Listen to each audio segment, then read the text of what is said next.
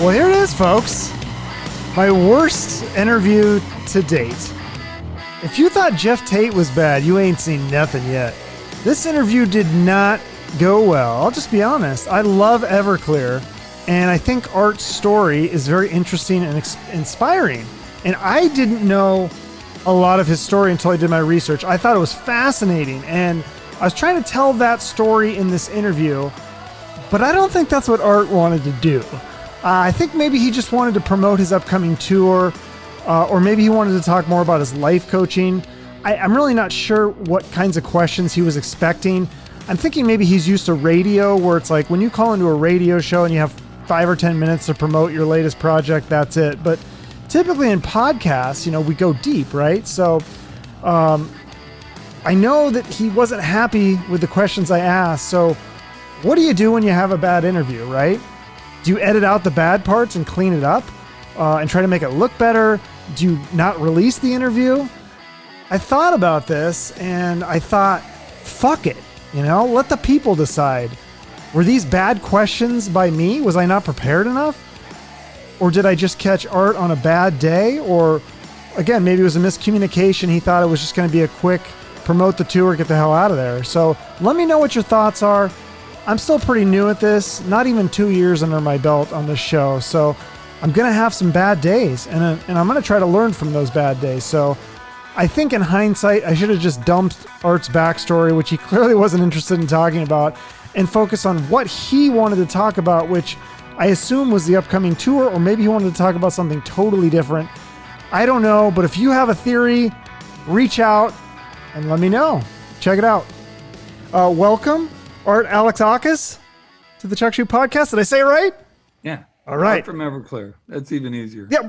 Oh, there we go. Art from Everclear. Yeah, that's what most people know you, but you do have a solo career as well. Is that what you're working on? You want to promote right now? Is it a new Everclear or solo record or both? No, we're promoting. No, that record came out in 1019. Yeah, I didn't know if it was another one. I'm out. No, we're out just supporting the Summerland Tour. Okay. So no new records are coming out right now? No. Okay. So what I usually do with these podcasts is I usually go chronological. So is that okay with you? Because I know your background is crazy, right? Kind of. Okay. Kind of. Well, no, I mean, I'm a counselor. I was a counselor for 17 years, and I've done 140 episodes of this podcast. And I remember when I was a kid, I saw this commercial that you did right when you guys started to break, and you said something. It was a commercial about, it was an anti-drug commercial. Do you remember this? Partnership for Drug-Free America. Yeah. Yeah. And you said something like, I was a stupid rock and roll cliche or something to that effect, right? Yeah, I don't think I said stupid, but I said something to that effect. Yeah. Yeah. So I always just thought, okay, he had a history with drugs and stuff. I never read the entire thing of everything that's happened to you. And so I'm reading your background. And so I just got to ask, maybe you've been asked this before, but how do you rise above all that stuff in your background? Like, obviously music was a big piece of it, but for someone who doesn't have musical talent, do they just need to find something that motivates them? Is there something else that helps you rise above all that stuff? Well, yeah. I mean, when you say all that stuff, are you talking about the drugs? I mean, tell me if this is, I think this is, from what I read, it's, your dad left you when you were 5. Your brother dies at age, when you're 12. You're sexually abused at age 8. Your girlfriend commits suicide. Then you become addicted to drugs.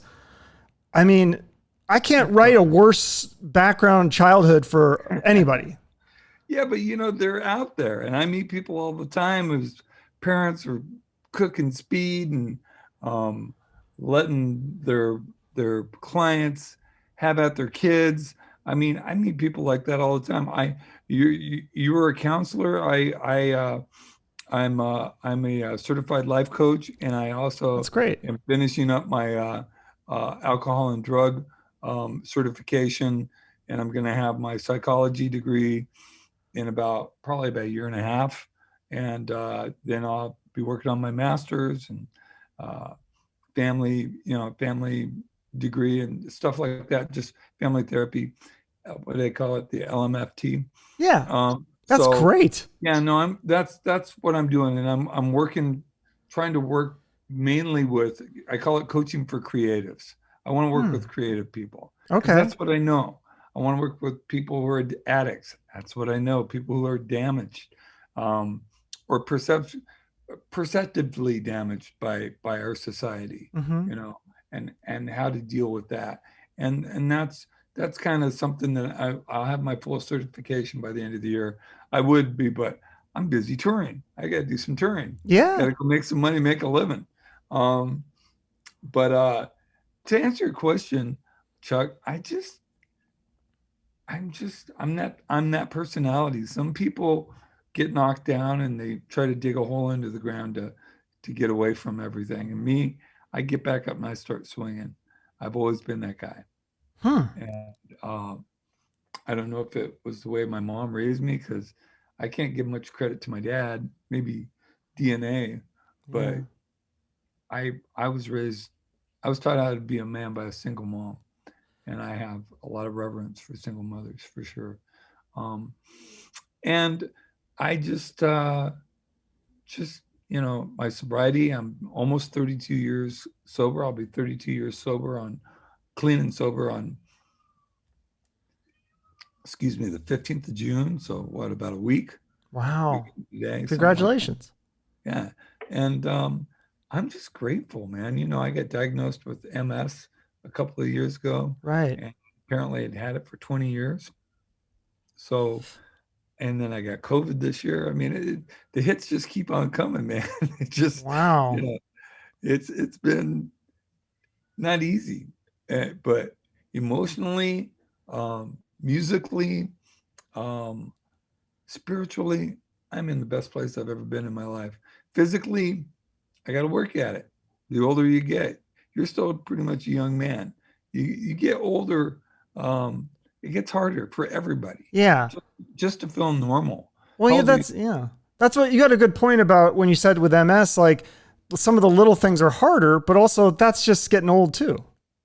Well, yeah, and it's hard to tell the difference sometimes. Hmm. It's like it made COVID way harder. I was in bed for 2 months with COVID. If it had been 10, 15, 20 years ago, I would have kicked it in no time, you know. Yeah. But I it's my immune system is not really all it should be. My Hmm. immune system's trying to kill me. Yeah. That's what MS is. It's trying to destroy my nervous system, because it looks at it as an invader. Yeah. And so I take medication to suspend my immune system. So Oh. that lowers my immune system for when I get um, exposed to viruses and uh, So stuff like that. you're at risk for all that stuff. Yeah.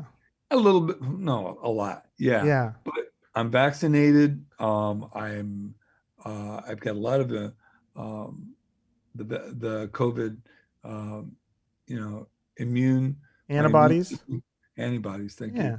are really high. So um, my whole family's vaccinated. My daughter just got her last shot.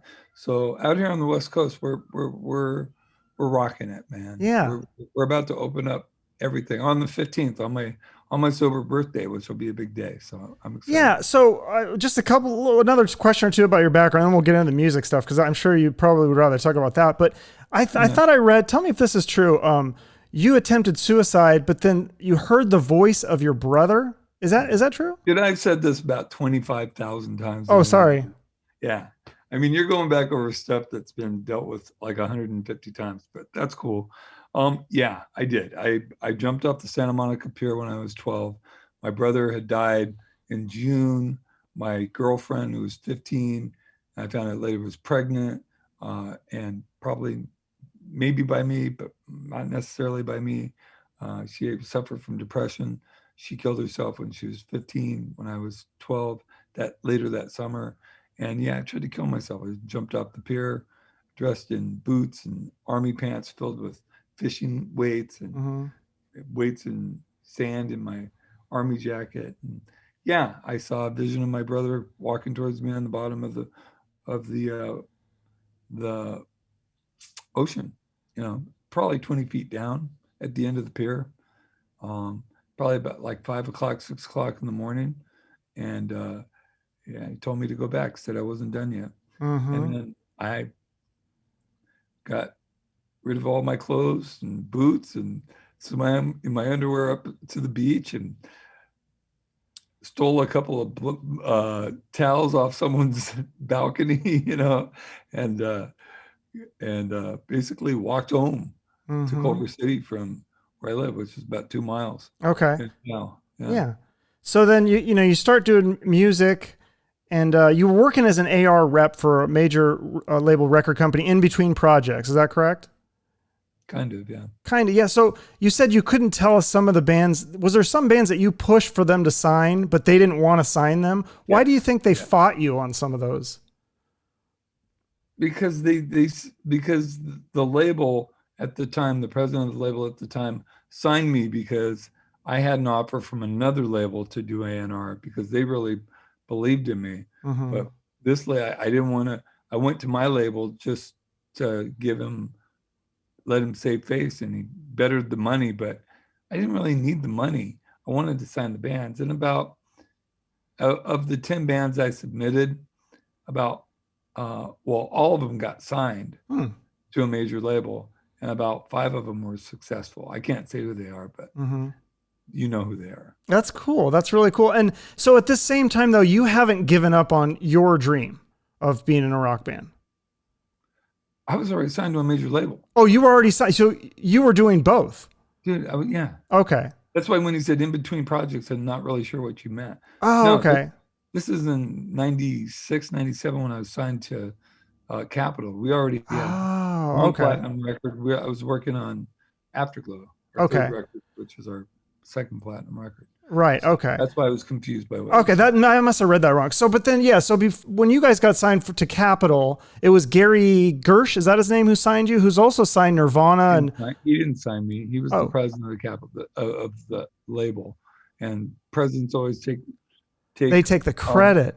They take the credit for the successes, and they won't take the blame for the failures. The guy who signed me is still a friend of mine, and he was a great A&R guy. His name's Perry Watts Russell.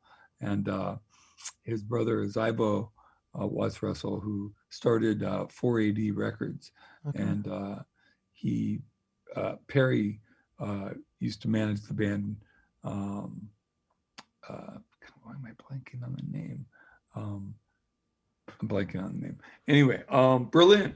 Oh, yeah, that's it. Yeah, Berlin. He managed them, and he managed a couple other people that were very successful, and he became an A&R guy, and we were one of his first big signings. So, okay. Yeah, that's just interesting when you see that resume, you're like, how does he do that? But it's like, he's got the people underneath him doing a lot of the work for him, I'm sure. Who, Gersh? Yeah. Yeah, Gersh had a great ear. No, there's no denying. I mean, I had my problems with Gary Gersh, but I also have a lot of respect and a lot of affection for him as well. He knows the record industry in and out, and he deserves all the success, all the credit for the successes. He signed Nirvana.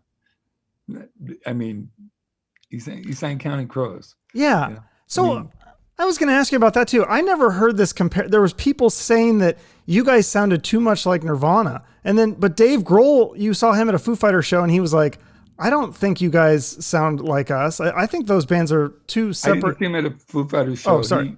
He had us play. He asked us to play. He had been he was at Capitol, and he was friends with Gary Gersh from the Nirvana days. Right. So he had picked up our demo, and he liked the record, and we got released about that time. And the people asked him, said, hey, doesn't that band sound a lot like Nirvana? He goes, I don't think they sound like Nirvana, because I think Bush sounds like Nirvana. That was the thing that you got from MTV News. Okay. Yeah, that might have been it. Yeah. So, but anyways, your first single, obviously, arguably one of your biggest hits, Santa Monica. It was our second single. It was a second single, right? So yeah, because one of the execs had kind of kept pushing you to make the song better. And then is it true you wrote the song "You Make Me Feel Like a Horror"? That was about him bugging you to change that song up. Is that correct? Well, it's just, yeah, kind of. No, we made the song, and Perry came up to Portland to hear the songs. And because I had a clause in my contract that said I had total creative control, And if they tried to make me do something, my contract was void. And but I agreed to listen to him because he knew his business, and Yeah. he thought the song wasn't long enough, and I kept saying it was, and we went through all the different things of it. Like I recorded it and then mastered, mixed it, and he still didn't think it was long enough, and we got into an argument where we used profanity with each other, and I said, "All right, you know what? Fuck you. I'm gonna play it.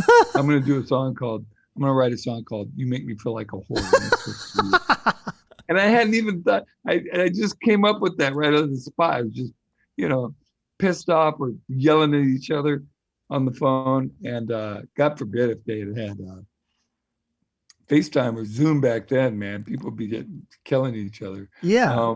But we went in the studio and I made it a little bit longer. I doubled the chorus. I just old fashioned, and he listened to it and said, "It's done. This is a Okay. hit song." And he was right. Would it have been a hit song without it? We don't know. So was it? I don't care. Yeah. Was it your decision to release Heroin Girl as the first single then, or theirs? Well, that's what I wanted to do, and they agreed with me. Okay. That was kind of the idea in the 90s, is you put out a harder song to let people know the band, and if that hits as a hit, great. If it doesn't, then you have to fall back of what you think is the more poppier song, which is Santa Monica, which is really not a poppy song. It's not like it's a easy listening song. It's a rockin' tune. I love it. It's a rocker. It's a hard rock. But yeah, and it was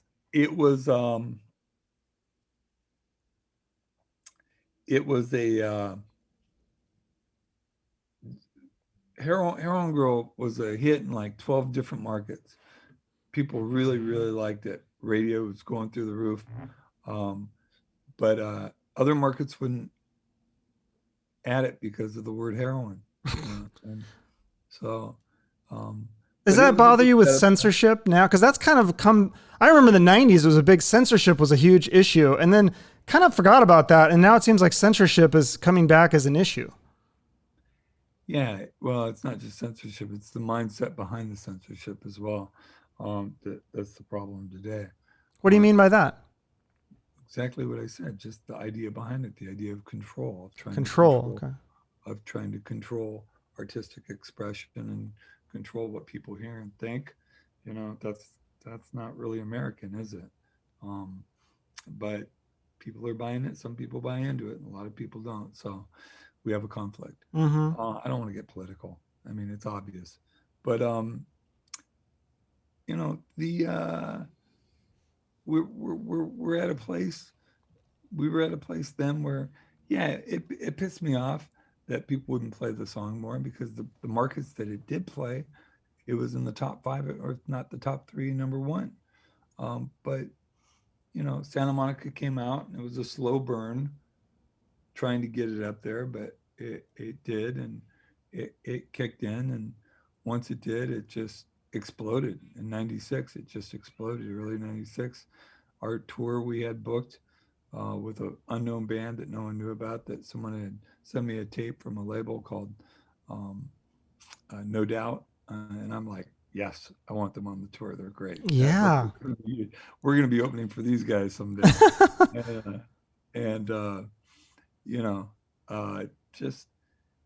It just grew, and it was great. And thank God I was old enough to have been through a lot of experiences and sober, so that I could enjoy it and not let it destroy me.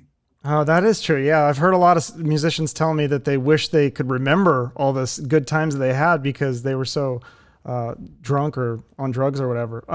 The song "Father of Mine," obviously people know what that's about. It was inspired by not only your father, but you being a father and kind of reflecting back. I'm sure a lot of people have been affected by that song. Is there a story that stands out to you that maybe a fan told you, like what that song meant to them? There's too many to really, I don't say this in any arrogant or egotistical way. People talk to me about that song every day. I went to Starbucks this morning. Really? My daughter off. Yeah, and someone came up and talked to me about that song. So it's literally just about every day. many times a week, sometimes. And if it's at a show, it's the show that people up front, I don't care if they're women or men, grown men, big, scary, grown biker looking guys bawling when we play that song. So it's actually, Wow. it's obviously touched a lot of people. What is that like to have that kind of effect? I mean, do you get numb to it, or does it still feel amazing? I don't know if it ever felt amazing because it's talk. I mean, it feels good because it's a positive thing, but Hmm. it's also dealing with a lot of pain for a lot of people. So I wouldn't call it amazing. Okay. Um, it's intense, and no, it never gets old. It's something. That's one of those songs. A lot of my songs are very personal. They sound Hmm. autobiographical. I'd say about 30% of them are. But I like to write from the first person, so they all sound autobiographical. And people who don't know what they're talking about are like, "Oh, all he writes about is his family." Yeah, you don't know what you're talking about.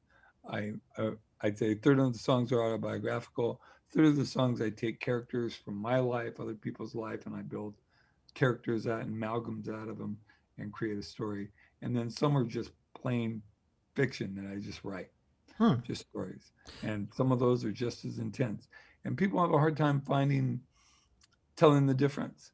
And to me, that's what a writer's job is, especially a songwriter, is you can't tell whether this is something from my life, autobiographical or fiction. If you can't tell the difference, I'm doing my job as a writer. No, absolutely. So, I mean, you talk about you were able to enjoy it, but I think I heard you say also in the late '90s, early 2000s, at the height of your career, you were not happy. Is that true? No one was happy at the height of their career. No one I've ever met. Really? Yeah.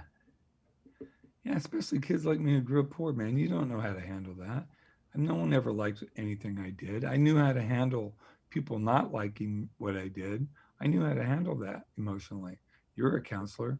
I was built. I had tools for that. I had no tools for success. I didn't know what to do with money.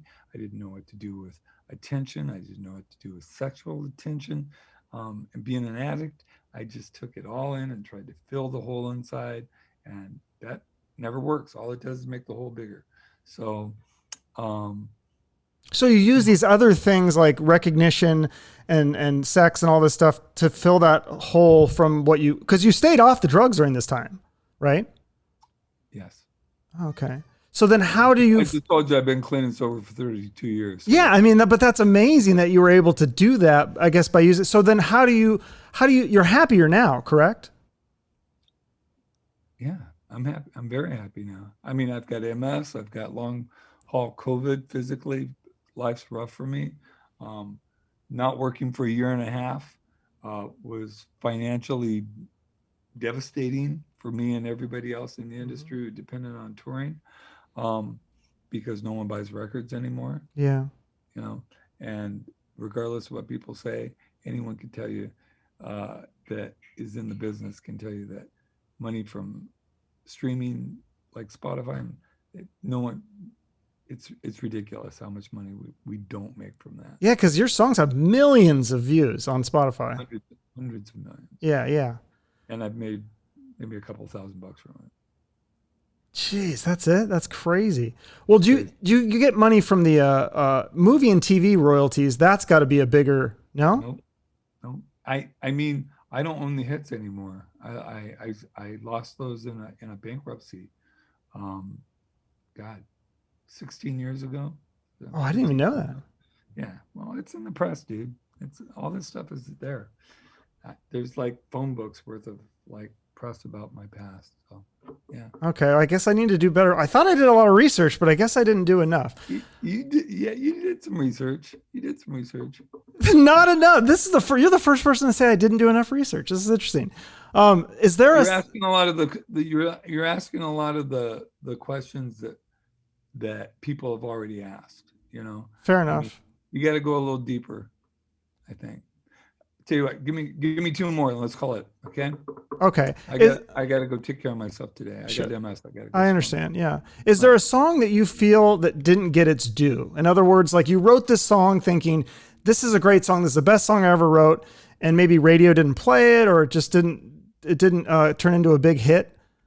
Well, I didn't think it was the best song I ever wrote, but our very first single was off our first album, World of Noise. The song was called Fire Maple Song. And it's still to this day one, like, for hardcore Everclear fans, it's a really big song for them. And I think if our label, they knew they had Santa Monica and Heroin Girl coming, so they didn't really work it. They said they did, but they didn't. I've never talked to any radio station that got submitted it or added it, and I know hundreds and hundreds of program directors, and so. I was miffed about that, because I think if they had worked it, if they had actually sent it out to people and called, I think it would have got airplay, and I think it would have been a hit. Okay. Last thing, I guess I'll just ask you if there's a charity. I know that you worked with Sweet Relief for Victoria Williams to help with MS, and I love that they don't take 1 cent. I don't know if you want to give a shout out to them or another charity that you want to promote here at the end. Well, because of my MS, I work a lot with Sweet Relief, and that's not her organization. They came together because it was friends of hers when she was diagnosed with MS. But they're a standalone organization, like you said, Chuck. They don't take any money, no money. 100% of the money that comes in goes directly to artists and people in the industry that have suffered or are suffering from, and they pay people's rent, they pay people's mortgage, they put people in treatment, they pay for people to get different treatments to do with it. So so Sweet Relief is a wonderful organization. The MS Society, Multiple Sclerosis Society, they're phenomenal. MusiCares is phenomenal. I work with all them and more. MusiCares is a great organization that I work with, that I think 95 cents of every dollar goes straight to people, taking care of people. So those are the type of people I try to work with as a spokesman, and I write checks to. And Sweet Relief, on any normal year when we tour, I give $1 or $2 per ticket sold to them. But this year, the promoters couldn't do that because it's just, everybody lost so much money last year. So next year things will be back to normal, and we'll be able to raise some money for them next year for sure. Okay. All right. Well, thanks, Art. This has been educational. I appreciate you being so open with us. No worries. Always, man. Thank you very much. Thanks for taking the time today. All right. By the way, can I talk about my tour? Because that's kind of one. Oh, yeah, of course. Yes, of course. So the Summerland Tour, this is the 7th or 8th year. We started in 2012 of doing the tour. It's usually 90s bands. And this year we have one of my favorite rock bands of all time, Living Colour. So it's Everclear, Living Colour, Hoobastank, great band, great songs, and Wheatus, great band, great songs. Oh, I love that band. And the first show is in Boston on July 1st. So touring is back, rock and roll is back, Summerland is back. Please go look us up at summerland.net, and you can buy tickets or VIP packages or whatever. Okay. Great. I will put that in the notes along with the charity. Thanks, man. Okay, thank you. See you later. Bye-bye. Well, what do you think? How bad did I fuck up? Or did I fuck up at all? Maybe it was just a misunderstanding. Maybe I caught Art on a bad day. Regardless, I'm not happy with this interview, but I'm not giving up either. So I'm going to learn from this, and hopefully I'll look back on this in a few years as a point where I really made my show better. And maybe that's what Art was trying to do, was help me be better. I really don't know. Either way, if you want to catch Everclear live, make sure to check their website for tour dates. It's in the show notes along with his charity choice and my website if you want to check out some of my other interviews. They don't all go this bad, I promise. Maybe the Jeff Tate one. If you enjoyed this train wreck, you'll like that train wreck. But otherwise, check out Robin Wilson from Gin Blossoms, Kevin Martin from Candlebox, Jeremy Popoff from Lit, Or if you want a good hidden gem, check out my interview with Adam Seisler from the 90s Seattle band Sweetwater. Such a great band, such a great guy. Or at least check out their music. Or check out these guys on my shirt. If you can read this on the video, Black Moods. I interviewed them. Another great band. Check out that music. Thank you again for listening and supporting the show through good times and bad. I hope you have a great rest of your day, and remember to shoot for the moon.